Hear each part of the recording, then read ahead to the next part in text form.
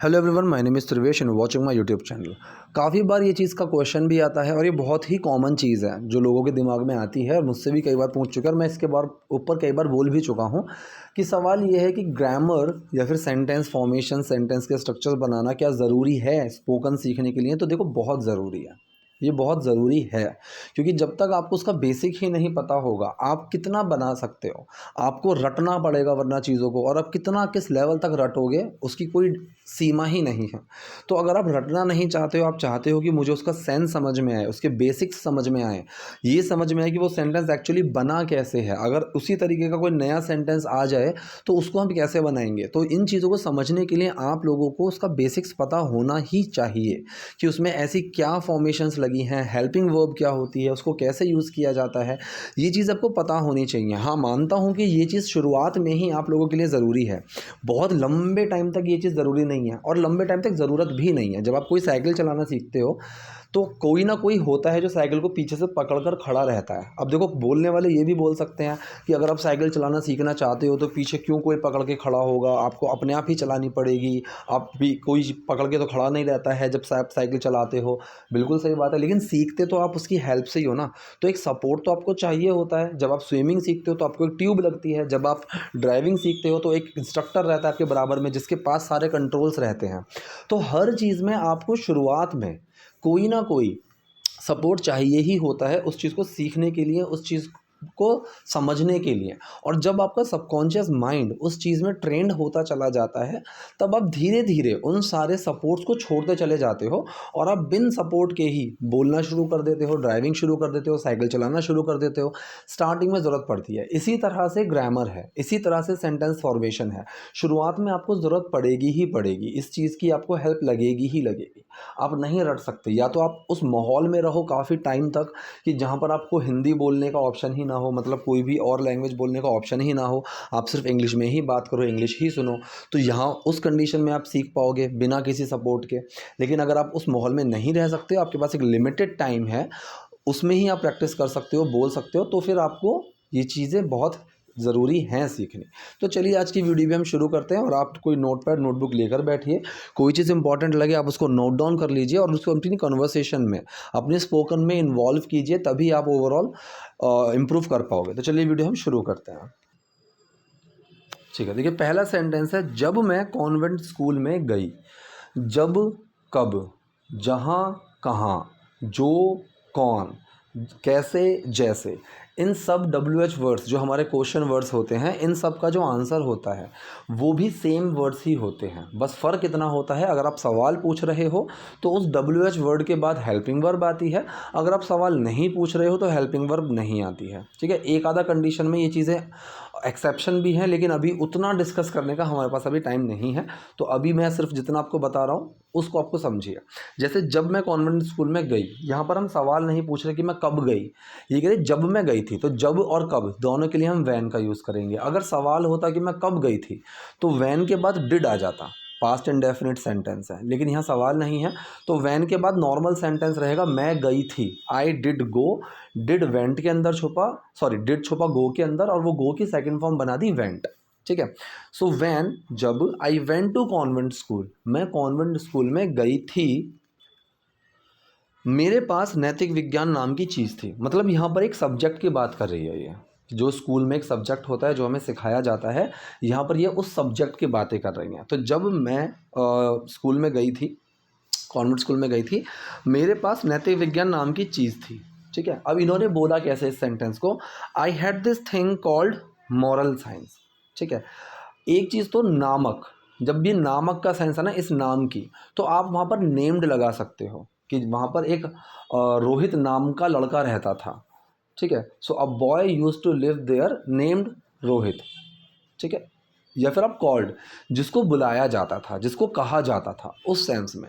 तो यहाँ पर उन्होंने सेंस उस सेंस में बनाया है। I had this thing, I had मतलब मेरे पास थी, ये है आपका पोजेशन। आई डिड हैव, तो जब भी हम पोजेशन की बात करते हैं, सिंपल सी एक ट्रिक ये है कि जब भी आप पोजेशन की बात करोगे आप एक हैव को एक्शन की तरह लो और सेंटेंस आप इंडेफिनिट फॉर्म में बनाओ। हालांकि कॉन्टिन्यूस फॉर्म में भी बनते हैं, लेकिन जो नॉर्मल सेंटेंस है वो इंडेफिनिट फॉर्म में बनाओ। मेरे पास थी, तो ये हुआ पास्ट इंडेफिनिट सेंटेंस। यहाँ पर जो एक्शन है वो है हैव। हालांकि वो एक्शन नहीं है, लेकिन समझने के लिए, जस्ट आपकी शुरुआत के लिए आप समझ सकते हो कि हैव को एक एक्शन की तरह ट्रीट करेंगे। आई डिड हैव, डिड लगा हैव में, और जब भी डिड किसी हेल्पिंग वर्ब में छुपता है, सॉरी डिड किसी मेन वर्ब में या एक्शन में छुपता है, तो वो उसकी सेकेंड फॉर्म बना देता है। तो यहाँ पर बनेगा आई हैड दिस थिंग, मेरे पास एक चीज़ थी, कॉल्ड मॉरल साइंस, जिसको मॉरल साइंस कहा करते थे। तो उस तरह से सेंटेंस बना कि मेरे पास नैतिक विज्ञान नाम की चीज़ थी। I had this thing called moral science, I had a subject named moral science, I had a thing called moral science. तीनों में से आप कुछ भी यूज़ कर सकते हो। तो मेरे पास नैतिक विज्ञान नाम की चीज़ थी, I had this thing called moral science. अब जैसे आप सेंटेंस ये बोलो कि एक त्रिवेश नाम के सर हैं, so there is a sir called Trivesh, या फिर आप नेम्ड भी लगा सकते हो कि there is a sir named Trivesh. जिसने मुझे सिखाया कि महिलाओं को कैसा होना चाहिए। ठीक है, पूरा सेंटेंस, मेरे पास नैतिक विज्ञान नाम की चीज़ थी जिसने मुझे सिखाया महिलाओं को कैसा होना चाहिए। जो और जिस, इन सेंस के लिए मैं कई बार बता चुका हूँ, आप विच वॉट हु का यूज़ करो।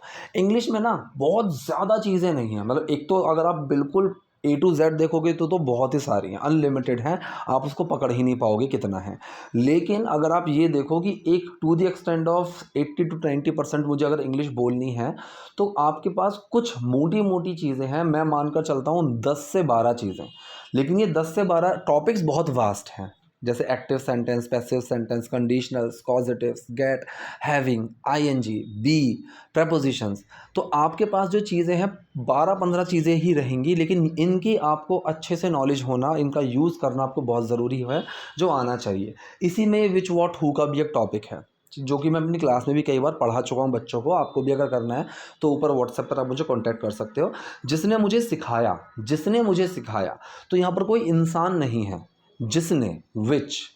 ठीक है, विच के बाद लगेगा डिड। तो यहाँ पर जो विच है ये एक सब्जेक्ट की तरह, एक डूअर की तरह काम कर रहा है। विच डिड टीच मी, अब जो डिड है वो टीच के अंदर लगा और वो बना टॉट।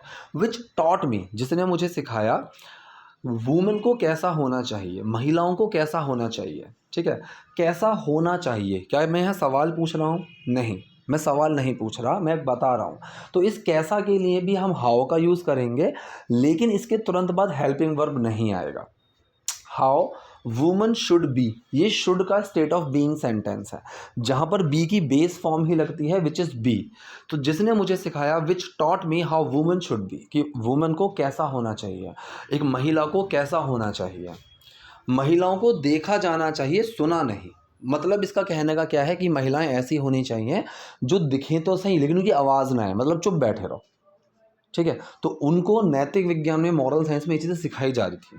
सो महिलाओं को देखा जाना चाहिए, ये शुड का पैसिव सेंटेंस है। आप अगर नोटिस करोगे तो पैसिव स्टेट ऑफ बीइंग और एक्टिव में कॉन्टिन्यूस और पास्ट के इंडेफिनिट। क्या बोला मैंने? पास्ट इंडेफिनिट, एक्टिव में सॉरी सेंटेंस की प्रेजेंट या फिर कोई भी पास्ट या फ्यूचर, पैसिव की इंडेफिनिट फॉर्म, एक्टिव की continuous form, state of being form और पैसिव फॉर्म्स, ये जो होती हैं ये सब सेम रहती हैं। स्टेट ऑफ बीइंग फॉर्म, ये चारों सेम रहती हैं। तो यहाँ पर पैसिव सेंटेंस है, महिलाओं को देखा जाना चाहिए, woman should be scene, third form लगेगी शुड बी सीन। सुना नहीं, नॉट हर्ड, तो महिलाओं को देखा जाना चाहिए, सुना नहीं, women should be seen not heard. हमारी स्कर्ट की लंबाई, the length of our skirt. हमें अपने पैरों को किस प्रकार फैलाकर बैठना चाहिए। ठीक है, अब हाउ वी शुड, कायदे में ये होना चाहिए था, लेकिन यहाँ पर प्रियंका ने क्या लाइन बोली, how should we sit with our legs. लेकिन अगर इसको ग्रामेटिकली देखा जाए, so how we should sit आएगा, क्योंकि ये सवाल नहीं पूछ रहे हैं। ठीक है, ये भी सवाल नहीं है, ये इससे पूछ थोड़ी रही है कि महिलाओं को कैसे बैठना चाहिए। ये बस बता रही है कि उस बुक में ये चीज़ पढ़ाई जाती थी कि महिलाओं को कैसे बैठना चाहिए। तो अब प्रियंका ने क्या बोला, हाउ शुड वी सिट, लेकिन ये ग्रामेटिकली गलत है। तो इससे हमें ये भी समझ में आता है कि स्पोकन में बहुत से लोग हैं, नेटिव स्पीकर्स भी हैं, जो ग्रामेटिकली गलत बोलते हैं। It is not only about English, it's about any language. Hindi में भी अब हम हिंदी बोलते हैं, so what do we think, do we speak grammatically correct? नहीं, हम हिंदी भी ग्रामेटिकली बहुत गलत बोलते हैं। तो यहाँ पर इन्होंने बोला कि how should we sit with our legs, और अगर इसको आप सही देखो, so how we should sit, तो पहले आपको पास आया हाउ कि कैसे बैठना चाहिए, फिर सब्जेक्ट हेल्पिंग वर्ब एक्शन, यही फॉर्मेशन रहेगी। सब्जेक्ट कौन है? हमें। वी, हेल्पिंग वर्ब आएगा शुड, एक्शन आया sit. We should sit with our legs, कि हमें अपने पैरों को किस प्रकार फैलाकर बैठना चाहिए। महिलाओं को बहुत कुछ बताया गया है, मतलब महिलाओं को बहुत कुछ बोला गया है, बहुत कुछ सिखाया गया है, बहुत कुछ बताया गया है। ये सेंटेंस भी क्या है? ये सेंटेंस भी आपका पैसिव सेंटेंस है। किसने बताया है, किसने नहीं बताया, डजंट मैटर, महिलाओं को ये चीज़ बताई गई है, ठीक है। सो देर इज सो मच, बहुत कुछ, तो ये देर इज सो मच है, ये सिर्फ है बहुत कुछ, बहुत ज़्यादा। सो देर इज सो मच जो बताया गया है, ठीक है।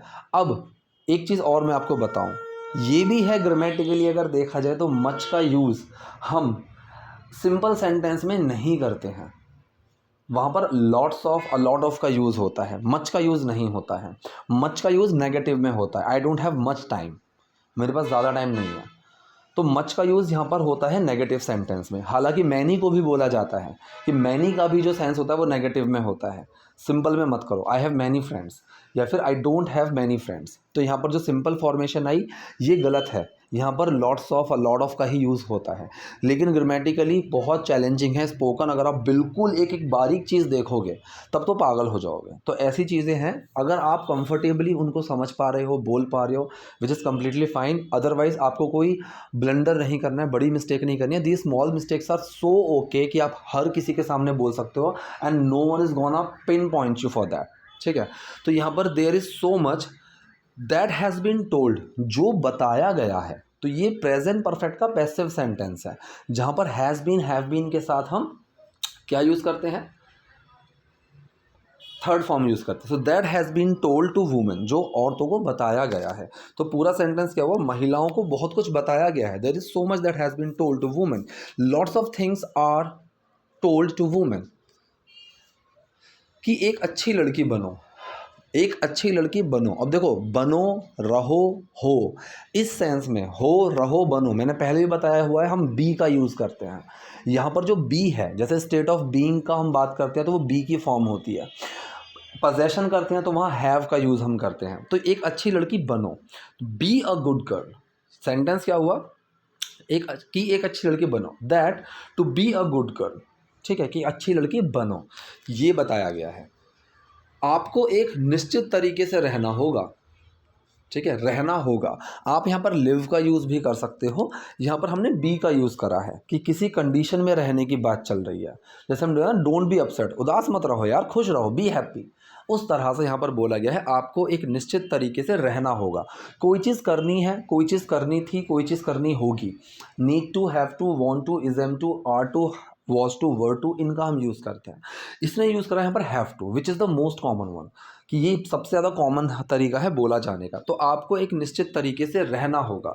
So you have to be, you have to be ना सर्टेन वे। सर्टेन का मतलब होता है निश्चित, और अनसर्टेन का मतलब होता है अनिश्चित, जो फिक्स ना हो। जैसे कि बुक्स में लिखा गया है, in this uncertain time, in this uncertain world. Uncertain world का मतलब ऐसी दुनिया जिसमें कुछ भी निश्चित नहीं है, कभी कुछ ऊपर, कभी कुछ नीचे, कुछ भी कभी भी हो सकता है, तो उसको हम अनसर्टेन बोलते हैं। सो आपको एक निश्चित तरीके से रहना होगा। So you have to be, you have to live. अगर आप लिव लगाओगे तो भी लिव की बेस फॉर्म लगेगी, अगर आप बी लगाओगे स्टेट ऑफ बीइंग, किस कंडीशन में होना होगा, तब भी बी की बेस फॉर्म लगेगी। So you have to be in a certain way. तरीका, जब भी तरीके की बात आती है तो हम वे का यूज़ करते हैं। सो आपको एक निश्चित तरीके से रहना होगा, you have to be in a certain way. अच्छी लड़कियां इतिहास बनाती हैं, अच्छा नहीं बनाती, अच्छी लड़कियां इतिहास नहीं बनाती। कौन सा सेंटेंस है? प्रेजेंट इंडेफिनिट का नेगेटिव सेंटेंस है। तो गुड गर्ल्स, अच्छी लड़कियां, फिर डू नॉट मेक हिस्ट्री, अच्छी लड़कियां इतिहास नहीं बनाती, good girls do not make history. साहसी लड़कियां और साहसी लोग इतिहास बनाते हैं। सो बोल्ड गर्ल्स, साहसी लड़कियां, bold girls and bold people, और साहसी लोग इतिहास बनाते हैं, मतलब make history. Present indefinite sentence है, इसमें जो हमारा डूअर है, जो सब्जेक्ट है काम को करने वाला, वो बहुत बड़ा है। Bold girls and bold people, ये हमारा पूरा डूअर है, ठीक है। ये पूरा डूअर हुआ। फिर हेल्पिंग वर्ब लगेगी यहाँ डू, क्योंकि ज़्यादा लोगों की बात कर रहे हैं, प्रेजेंट इंडेफिनिट डू लगेगा। एक्शन है यहाँ पर इतिहास बनाना, मेक हिस्ट्री। तो ये जो डू है ये मेक के अंदर छुपा, कोई चेंज नहीं आता जब डू छुपता है तो एक्शन के अंदर। So bold girls and bold people make history, साहसी लड़कियां और साहसी लोग इतिहास बनाते हैं।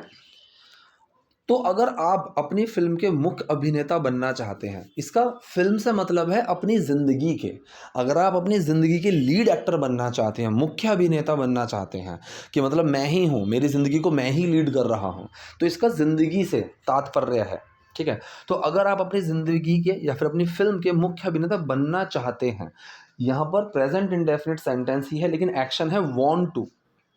अब बनना, होना, फिर से आएगा बी, वॉन्ट टू बी। जैसे मैं बोलता हूँ I want to be a doctor, मैं डॉक्टर बनना चाहता हूँ, तो ये उस कंडीशन की, स्टेट ऑफ बीइंग की बात होती है। तो यहाँ पर वॉन्ट के साथ आपको बी का यूज़ करना होता है। टू आता है इसलिए बी में आईएनजी भी नहीं लगा, क्योंकि ये इन्फिनेटिव फॉर्म में जाएगा, जेरेंड में नहीं जाएगा। तो अगर आप अपनी फिल्म के मुख्य अभिनेता बनना चाहते हैं, so if subject helping verb action, subject आया you, helping verb do, action है वॉन्ट टू बी, डू लगा वॉन्ट में, कोई चेंज है। So if you want to be the lead actor of your life या फिर ऑफ योर मूवी, सो अगर आप अपनी ज़िंदगी के मुख्य अभिनेता बनना चाहते हैं, if you want to be the lead actor of your movie, आपको विकल्प लेने होंगे, मतलब आपको चॉइस लेने होंगे, आपको ये करना होगा। अब इन्होंने जो सेंटेंस बोला वो ये है, you have got to take choices, ठीक है। तो यहाँ पर need to, have to, got to, इस तरीके से गेट टू, कि ये चीज़ करना है। मैंने अपनी क्लास में गेट वाले पॉइंट में बताया था, get to, I don't get to do this, या मुझे ये नहीं करना है, या फिर मुझसे ये नहीं हो सकता, तो वहाँ पर गेट टू का हम यूज़ करते हैं। तो आपको ये चीज़ करनी होगी, करनी पड़ेगी, इसी ने यहाँ पर लगाया कि you have to do this, so you got to do this, तो ये चीज़ करनी है।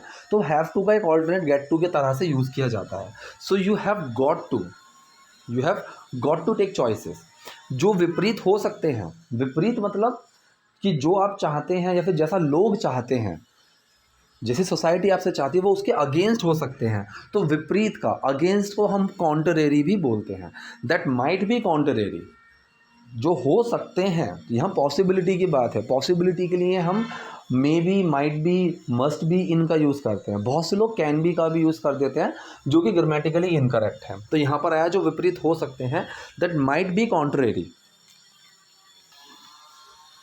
ठीक है। तो पूरा सेंटेंस क्या बना, आपको विकल्प लेने होंगे जो विपरीत हो सकते हैं। You have got to take choices that might be contrary, जो आपने सुना है उससे। मैंने बोला ना विपरीत हो सकते हैं किसी चीज़ से, तो जो आपने सुना है, मतलब जो मैंने मॉरल्स वाली क्लास में सुना है कि वुमेन को ऐसा होना चाहिए, वैसा होना चाहिए, तो आपको डिसीजन लेने होंगे, आपको चॉइसेस लेनी होंगी जो विपरीत हो सकते हैं किससे, to what you have heard, ठीक है। तो पूरा सेंटेंस आएगा that might be contrary to what you have heard.